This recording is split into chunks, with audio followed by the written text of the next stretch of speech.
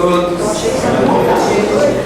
Que nosso Senhor Jesus Cristo nos ilumine, nos ampare, para que nós possamos tornar proveitosa a noite, né? Que todos nós tenhamos material para reflexão ao sairmos daqui, para que nós possamos aproveitar as lições que a doutrina espírita sempre nos traz, sempre muito rica, sempre vivificante para as nossas almas.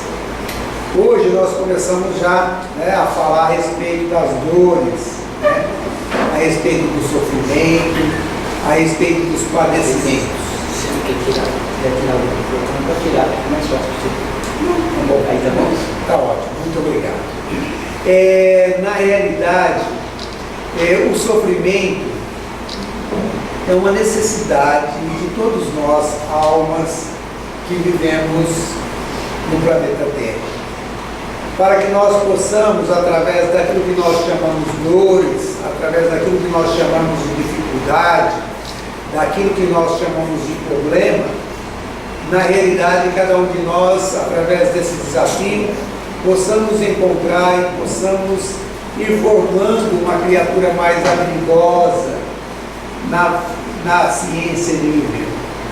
Então é necessário que nós tenhamos esses desafios em nossas vidas. É necessário que nós possamos aprender, e a doutrina espírita nos orienta para que nós possamos aproveitar essas dificuldades, esses problemas, com aceitação, né? A aceitação, mas é a aceitação construtiva. Por que construtiva? Porque às vezes a maioria de nós acabamos aceitando o sofrimento como uma calma inoperante, né? Aquela coisa já aconteceu mesmo, deixa que acontecer, e aí a pessoa deixa as coisas acontecer, e muitas vezes nós não aprendemos com a dificuldade, com o problema, que é o objetivo das dificuldades, dos problemas que nos acontecem na vida. A aceitação construtiva, na realidade, é aquela paciência operante, né? A pessoa que percebe o problema, identifica como um problema seu, alguma coisa que ela tem que resolver, e busca dentro da sua alma os recursos possíveis para solucionar o problema. E coloca assim os seus objetivos e começa a trabalhar na solução desses problemas, a fim de que a providência divina, personalizada pelos benfeitores espirituais, pelos nossos anjos da guarda, pelos benfeitores espirituais, possam nos auxiliar a encontrar essa solução desse problema que vai nos levar ao crescimento. Porque nós não devemos desejar a todo custo nos livrar totalmente dos problemas, que isso não existe na Terra, não é verdade? Não existe. Não existe uma forma de viver só no bem bom, e isso seria terrível para nós, porque na realidade a gente não aprende na vida boa, né? Quando a gente está na boa vida, a gente só relaxa e deixa o tempo passar, né?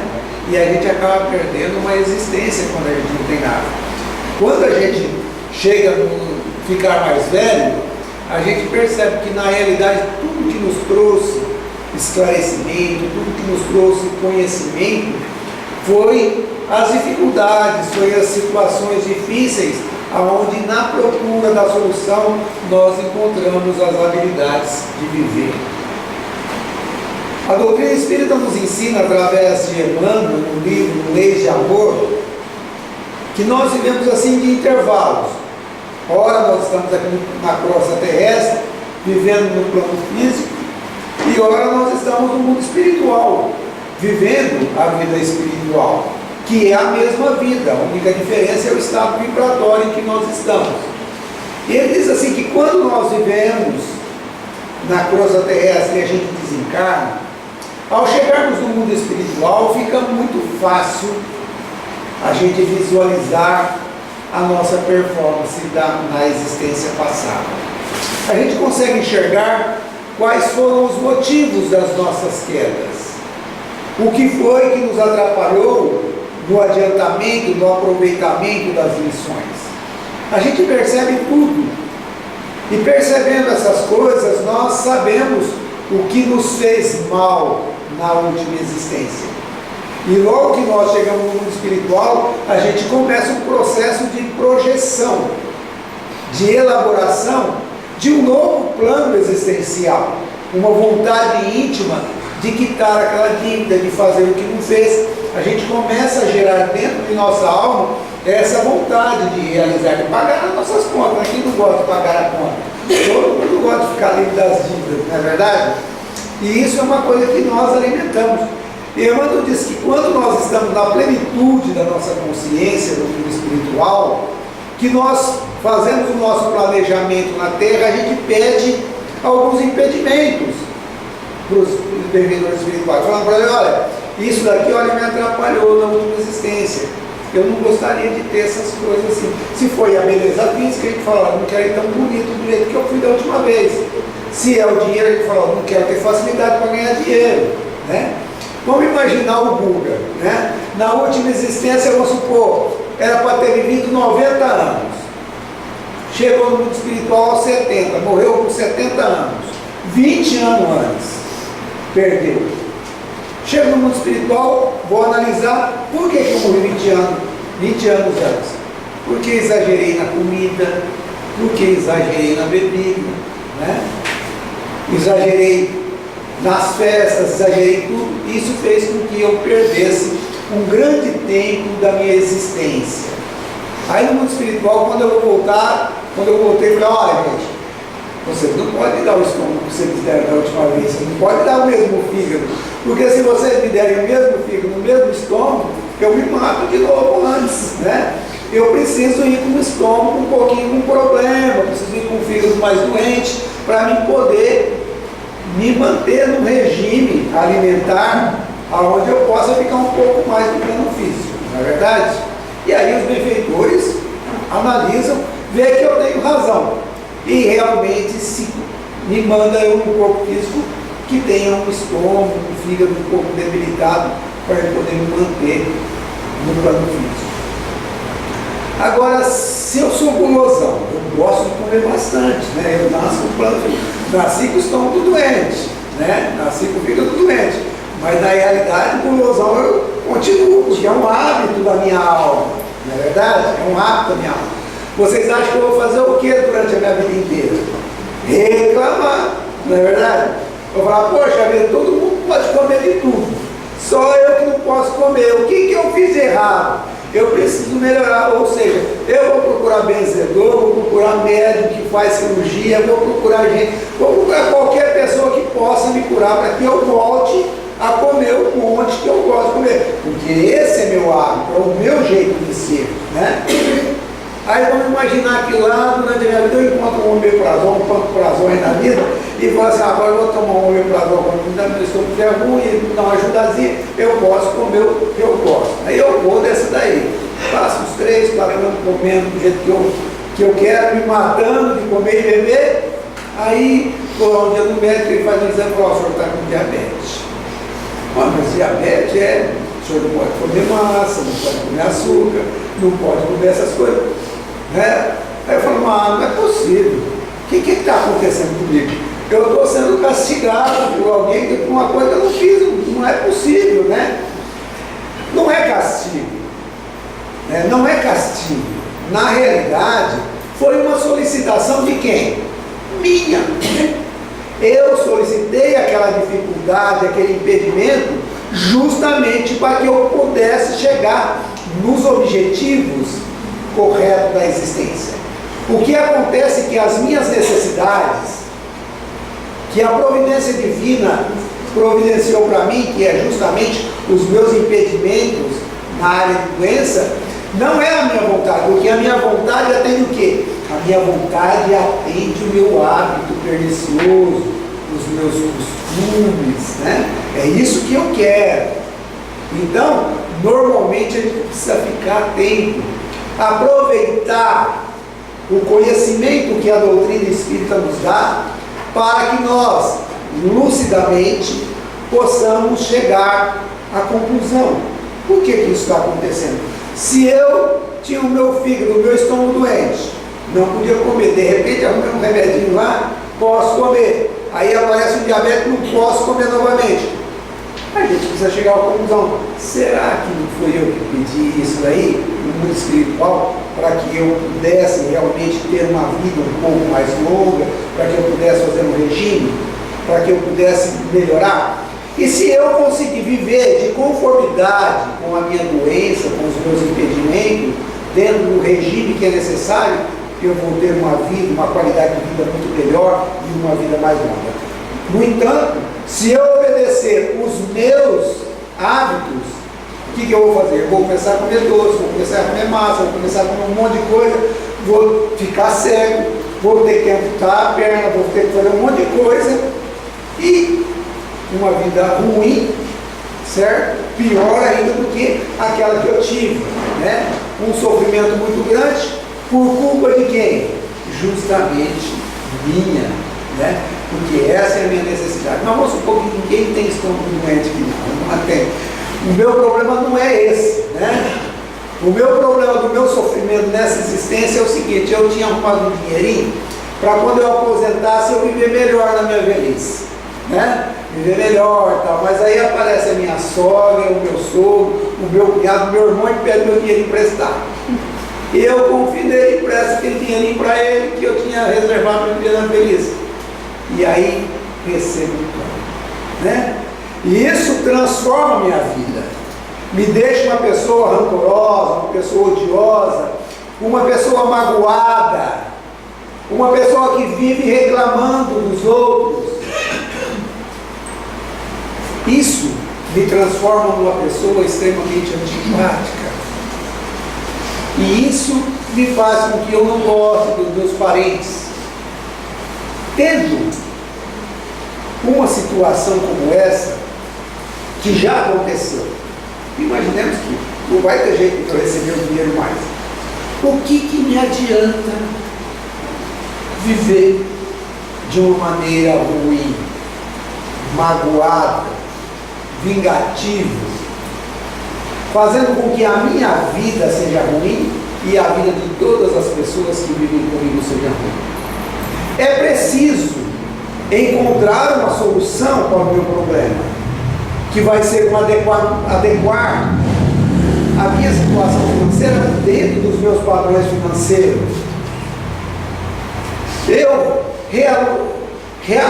reorganizar a minha vida para que eu possa viver bem, para que eu possa ser feliz, para que todos os que vivem comigo também vivam felizes.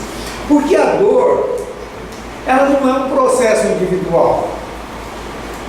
Quando a gente sofre, todos aqueles que estão ao nosso lado sofrem. Quem tem um filho doente aí pode falar para a gente, né? Um neto, né?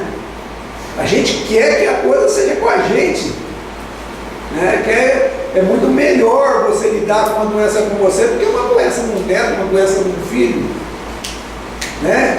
A desencarnação de um filho é um problema terrível, é um problema de muita dor. Isso daí, o processo de dor, ele não é só nosso. E quando nós temos uma aceitação construtiva, que passamos a viver de uma maneira mais lúcida, mais racional, procurando viver melhor a nossa vida, nós melhoramos a vida de todos aqueles que convivem conosco. Melhoramos a vida e fazemos com que as pessoas possam compreender melhor, principalmente nós que trazemos o conhecimento da doutrina espírita. As pessoas começam a buscar os esclarecimentos que nos faz pessoas diferentes. E tem mais uma coisa: todos os nossos sofrimentos, eles estão alicerçados em cima da forma como nós reagimos diante dos acontecimentos da vida. Toda reação negativa me traz irritabilidade, me traz inquietação, me traz ansiedade, me traz angústia, me traz depressão, me traz tristeza, me traz mágoa. E toda vez que eu reajo de maneira positiva, de maneira correta, eu consigo me equilibrar, consigo me reorganizar, e essa organização íntima me faz ter uma visão melhor de como solucionar o meu problema. Uma vez o Chico disse que um amigo dele chegou lá e reclamou, e ele, como sempre paciente, ouvindo, num determinado momento, o rapaz falou para ele: olha, Chico, eu nasci em berço espírita. Eu sempre faço limpeza, eu lavo banheiro, eu trabalho na sopa, eu dou sopa para os pobres, eu trabalho na Câmara de Paz, trabalho na desobsessão. Minha vida, não sei o que acontece, não vai para frente. Fora, parece que tem alguma coisa lá que me atrapalha na minha vida. Eu só ando para trás, parece caranguejo, sabe? Não sei o que acontece. E foi em compensação, a gente tem um meu vizinho lá, o pessoal diz que ele maltrata o cachorro, que ele é um mau pai, que ele é um marido ruim, certo? Diz que não paga ninguém. Vai ver a vida dele, ele está cada vez melhor na vida dele. O Chico olhou para ele, né? Mineiramente, e disse: pois é, meu filho, você vê, enquanto eu e você estamos já pagando as nossas dívidas, tem gente que está plantando ainda, né? Então, na realidade, às vezes a gente tem hábito de observar a vida do outro, às vezes invejar o carro, invejar a casa, invejar a fazenda, o avião, invejar a vida do outro, sem saber se a gente aguentaria fazer o que ele fez para ganhar aquilo que ele tem.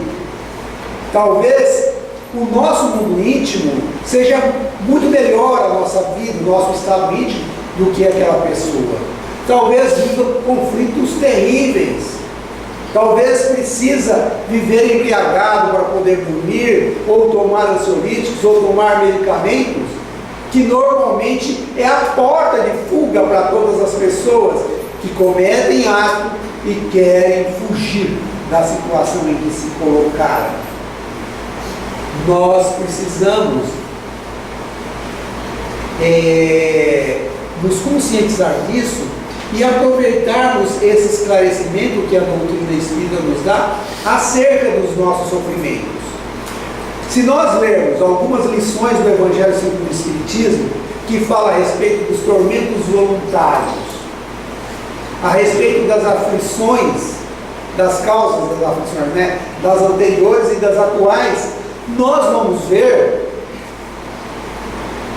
90% dos nossos sofrimentos não é por causa de culpa do passado, não é dívida do passado, não, são provocados por nós nessa existência. Por problema de temperamento, por problema de comportamento, por problema de ambição, de vaidade, de inveja, de ciúmes, que nós carregamos aí em nossas almas e que nós colocamos essa carga de sofrimento sobre as nossas costas. Muitos de nós vivemos uma vida atormentada, às vezes perdendo emprego, sem mudar o temperamento. E bastaria somente a pessoa mudar um pouquinho o jeito de ser e toda a sua vida mudaria. Então nós precisamos estar atentos para que nós possamos fazer a aceitação construtiva. Porque o nosso sofrimento, às vezes nós temos a noção, achamos que o nosso sofrimento é muito grande, né? A Célia Diniz tem um fato interessante. Não sei se vocês já ouviram falar da Célia Diniz, mas a Célia Diniz, ela foi uma daquelas mães do filme As Mães de Chico. O filho dela era pequeno, vou falar 9 anos, e aí 5 anos. O filho dela tinha 5 anos e a empregada derrubou ele da bicicleta, houve um fraturamento de crânio e ele acabou desencarnando, morrendo. Ela ficou desesperada, num sofrimento muito grande, né? Começou a frequentar lá no Chile, e ela disse assim, que foi várias vezes no Chile, em busca de uma carta, em busca disso, em busca daquilo, naquele sofrimento que ela estava, naquela mágoa, né? Naquele ressentimento que ela estava. Um dia ela chegou perto do Chico, o Chico abraçou ela, olhou para ela e falou: minha filha, você já agradeceu a empregada? Isso, agradeceu? Ele falou: a moça que derrubou o meu filho, você já agradeceu ela? Falou: como agradeceu? Perdoar, eu até, sabe, já estou lutando para perdoar ela. Mas agradecer ela, por quê, Chico? Ele disse, minha filha, o teu filho veio com essa missão a realizar. Ele teria que desencarnar, teria que morrer exatamente nessa idade em que ele estava. Se ele caísse do seu colo, se tropeçasse em você e batesse a cabeça no chão e morresse, você não ia suportar a dor, iria enlouquecer. Agradeça a moça que carrega essa parte da dor que é sua, para que cumprisse uma necessidade de você e do teu filho, porque ela, levando essa dor para sempre, vai te ajudar a carregar essa dor que você precisava carregar. E a gente nunca sabe quando, nossa escolha é isso. Mas agradecer por quê? Agradecer porque poderia ser pior, poderia ser muito pior, Mas dentro da aceitação construtiva, nós temos dois tipos de aceitação, Uma é a aceitação passiva, aquela que nós aceitamos, a família onde nós nascemos, a doença que nós temos, a doença no filho ou na família onde nós temos. Nós aceitamos os nossos problemas, vivemos, tentamos encontrar a solução e resolvemos essa situação. Essa é a aceitação passiva, é aquela que nós pagamos o erro do passado. As dívidas do passado nós conseguimos acertar. Eu vi um caso desses dias no Discovery, estava passando uma programação sobre depressão, e eu vi um depoimento de uma senhora que ela disse assim que ela, um dia estava aos 85 anos, ela estava no apartamento dela e percebeu que ela estava muito só, uma solidão muito grande, muito triste ali, não tinha ninguém. E ela então, triste, ela foi no quarto, pegou aquela caixinha que todo mundo tem, que tem as fotos antigas, os documentos, aquelas coisas, ela pegou aquilo lá, colocou no colo e começou a olhar, viu a fotografia dos pais, viu a fotografia dos irmãos, dos amigos. Pode parecer óbvio para todos nós aqui, mas ela disse que ela se conscientizou do que estava acontecendo com ela naquele dia, do porquê que ela estava só. Tinha morrido todo mundo. Tinha morrido o pai, tinha morrido a mãe, tinha morrido os amigos, não tinha mais ninguém. E para piorar a situação dela, ninguém ia no apartamento dela para ver ela. Se ela quisesse resolver a situação da sua solidão, ela teria que sair de casa e procurar uma solução. Ela disse assim, enquanto ela pensava no que ela ia fazer, ela resolveu fazer o seguinte: ela resolveu realizar um sonho dela, aprender computador, aprender a mexer com computação. Ela desceu, foi numa escola, conversou com um rapazinho lá que aprendeu, era um jovem que ia aprender ela. Quando ela disse para ele que ela queria aprender a mexer com o computador, ele ficou eufórico, pegou ela pela mão e fez uma coisa que constrangeu ela demais, deixou ela muito envergonhada, porque saiu pela escola apresentando todo mundo como ela, como a mais nova aluna dele de computação. Ela foi em todas as salas, ele segurando pela mão dela. Aquilo foi constrangedor, mas em compensação ela disse que foi muito bom, porque naquele primeiro dia de matrícula, onde ela gastou 3 horas para fazer uma ficha, que ela deveria demorar 5 minutos, na realidade todo mundo ficou sabendo o nome dela, ficou sabendo quem ela era, o que ela foi fazer ali. Não precisa ficar explicando mais para ninguém. Se foi constrangedor no primeiro dia, no outro dia, quando ela chegou na aula de computação, era um menino de 8 anos, o outro de 12, o outro de 10, o outro de 14 anos, o mais velho tinha 16 anos. Ela sentou-se, o professor foi lá e começou a falar de PowerPoint, de Word, de Tab, de Backspace, e vim falar um monte de palavras que ela não entendia nada que era aquilo ali.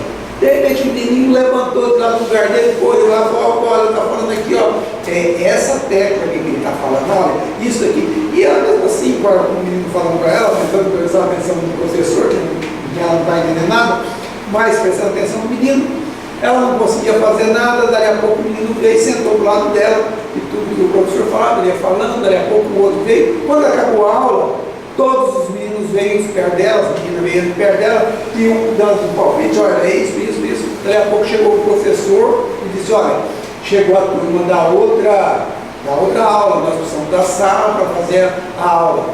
Ela disse assim, bom, olha, só se vocês quiserem continuar me ensinando, só se nós formos para casa. Aí vocês me ensinam lá em casa. Aí disse que levou um monte de menino para casa, teve que fazer leite, de dar bolacha para aquele monte de moleque, lanche, não sei o quê. E os moleques começaram a aprender, começaram a ensinar ela, depois espalharam lá na escola que ela dava lanche, que ela dava bolacha. Aí no outro dia mais crianças foi com ela, e ela, com o decorrer do tempo, ela disse que ela começou a ser convidada para ir jantar na casa de um aluno que o pai chamou, né? Ficou sabendo, o outro convidou para o aniversário, e ela disse que durante os 2 anos que ela fez o curso de computação, por vários dias ela teve que cancelar alguns compromissos de almoço, de jantar, por coincidirem, por ela não conseguir fazer todos eles. Uma grande gama de amigos ela tinha aos 2 anos, disse, eu vou parar? Não. Continuou fazendo curso de culinária, curso de cortes e costura, enfim, continuou fazendo um monte de coisa e fazendo amigos. Ela fez esse depoimento aos 92 anos de idade. Uma coisa que ela falou lá no depoimento dela, me deixou assim muito impressionado, porque ela disse assim que os últimos 7 anos da vida dela foram os melhores. Foram os melhores. Isso significa que foi melhor do que quando ela tinha o pai e a mãe junto, quando estavam todos os irmãos juntos, melhor que os anos da mocidade. Foi os melhores anos da vida dela. E uma coisa, ela saiu dos piores para os melhores. Simplesmente pelo fato de identificar a razão pela qual ela estava se sentindo solitária e procurar a solução, aceitar o problema e procurar a solução. Isso se chama aceitação passiva. Existe a aceitação construtiva e ativa, certo? Essa aceitação é a que todos nós espíritas devemos procurar, né? Nós temos o caso, por exemplo, do Chico, né? Da Madre Teresa de Calcutá, da Irmã Dulce, enfim, de vários missionários que estão aí conosco e que já passaram conosco aí. O Chico, ele chegava a 20% do olho, do outro era cego. Ele tinha um coração que tinha uma angina que queimava 24 horas por dia. Era como se tivesse uma brasa dentro do peito, o dia e noite inteirinho. O centro espírita onde ele frequentava era assim de gente, ó. Quando fala que é assim de gente, era 300, 400 pessoas todos os dias. Vocês sabem com quem eles queriam conversar? Com ele, só com ele. Ninguém queria conversar com o outro, ninguém queria conversar com o outro. Todo mundo queria conversar com ele. Às vezes o problema até é muito inferior ao deles. A gente ia sempre lá no Chico, mas mesmo os presidentes de centro, ninguém levava boa noite pro Chico. Todo mundo só levava a bucha, né? Ô Chico, eu estou com uma mulher lá que eu não sei o que eu faço. Acho que eu estou rezando para ela desencarnar e não consigo.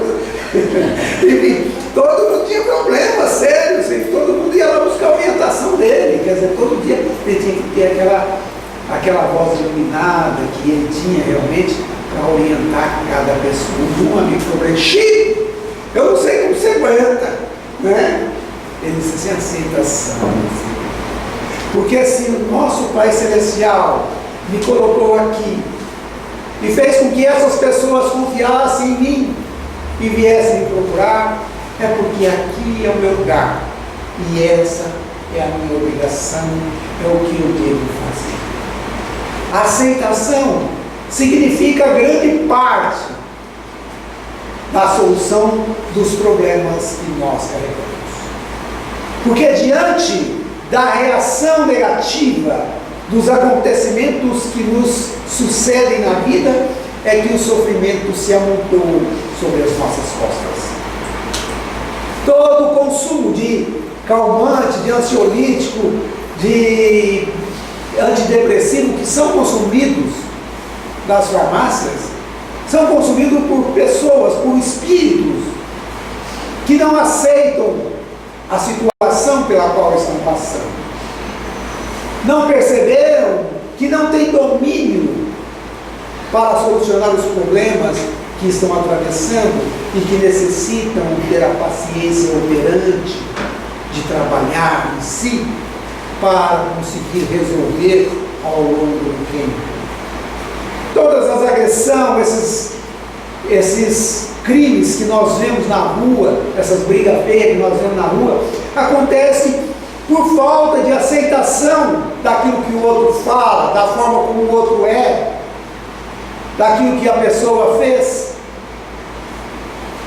Os casos de suicídio que a gente vê pelo mundo, é uma pessoa que tentou fugir do sofrimento, da situação em que ele se viu colocado e achou que a solução seria sair através da porta do suicídio, encontrando a frustração, porque todos nós sabemos que ninguém morre.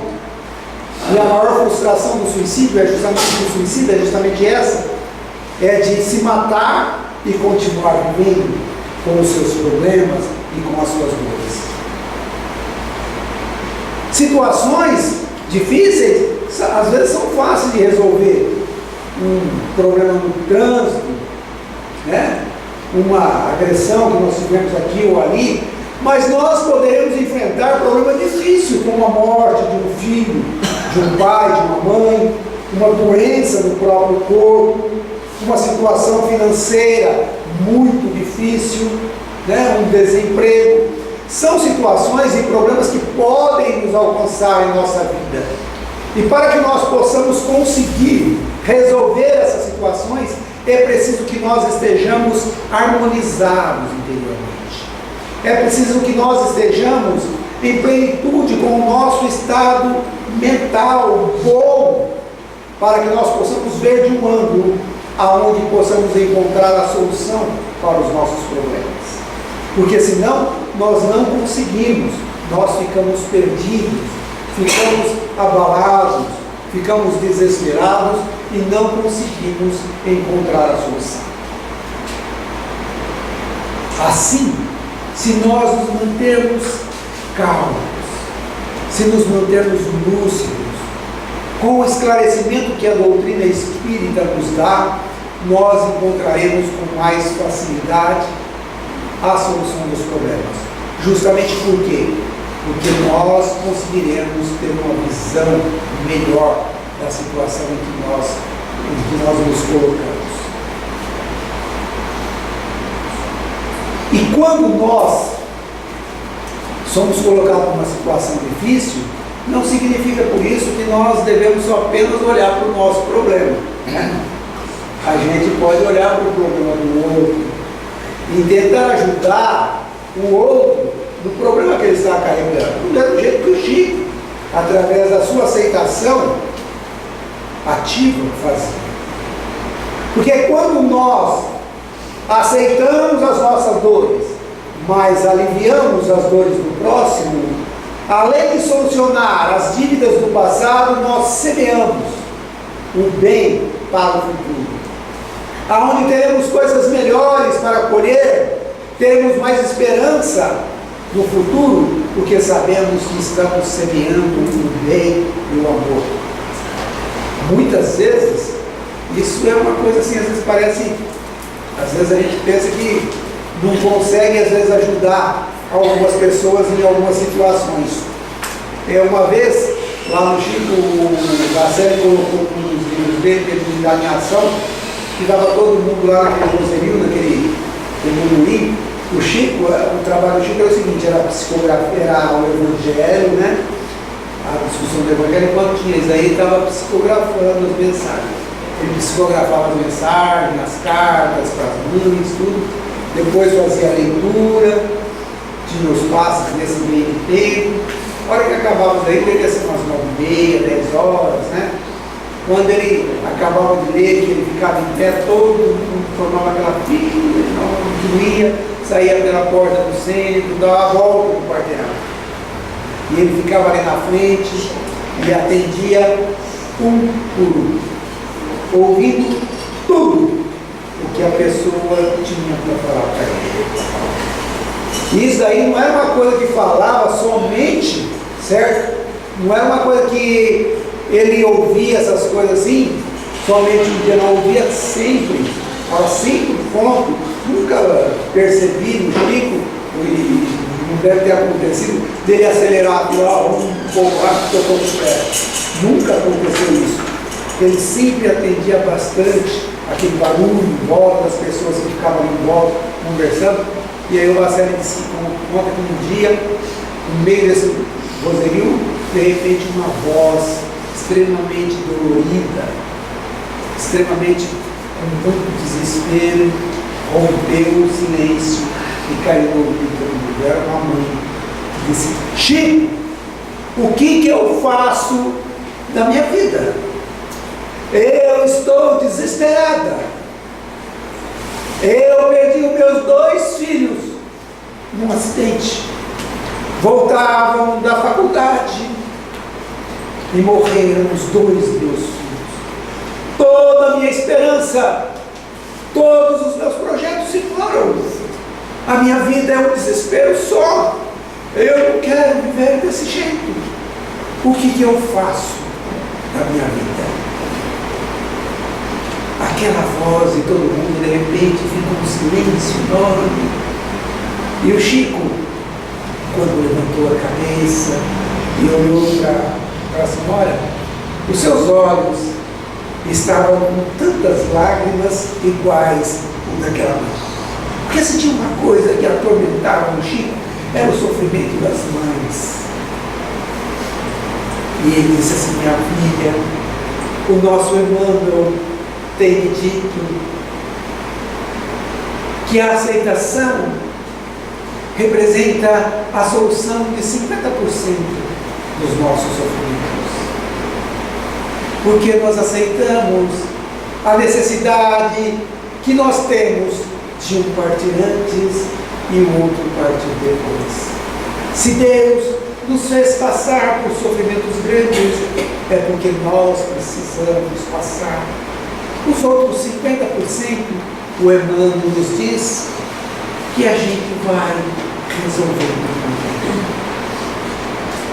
Abraçaram a ela por mais algum tempo, depois a soltou, ela o beijou, pegou 2 metros, sentou numa cadeira, colocou a mão colocou a cabeça entre as mãos e ali ficou pensando, enquanto todo mundo também pensou a respeito da frase. Naquele momento, o Chico já tinha psicografado os seus filhos, não tinha como dar uma notícia, porque provavelmente não tinha condição. Ele não tinha nada para fazer com ela. A única coisa que ele tinha era um grande amor no seu coração, para dar a ela o material para que ela pudesse refletir ao longo da sua vida, para que ela pudesse refletir naquele dia, para amenizar um pouco as suas dores. Todos nós podemos, porque bebemos na fonte límpida das obras de Allan Kardec, nas obras espíritas escritas pelo codificador da doutrina espírita, que nos traz o esclarecimento para as nossas almas, daquilo que nós somos e daquilo que nós viemos fazer na Terra, de qual é o nosso verdadeiro objetivo. Nós podemos, a doutrina espírita nos esclarece, porque todos nós possuímos um anjo guardião, um espírito protetor, que nos auxilia em todos os momentos difíceis de nossa vida. Nós podemos porque temos nosso Senhor Jesus Cristo, que nos falou eu estarei convosco até o fim dos séculos. Nós podemos, porque temos Deus, que sempre faz da nossa vida aquilo que nós temos necessidades, aquilo que nós precisamos para realmente ter êxito na existência. Precisamos ter força, trabalhar para poder resolver os nossos problemas, solucionar as situações que nos causam dores e semear o bem e o amor por onde passarmos. E quando encontrarmos alguém que não consigamos fazer nada por ele, que consigamos nos compadecer dessas pessoas, possamos abraçar ele e dizer: olha, eu tenho escutado no centro espírita que 50% das nossas dores a gente resolve aceitando a vontade soberana de Deus, e que os outros 50% a gente vai acertando com o tempo. Que Jesus nos ilumine a todos, nos abençoe a vida e que nós possamos aproveitar o esclarecimento espiritual que temos recebido nessa presente existência. Que possamos compreender a responsabilidade que cada um de nós temos devido ao grande conhecimento que temos recebido. Que Jesus nos abençoe e nos ampare. Muito obrigado.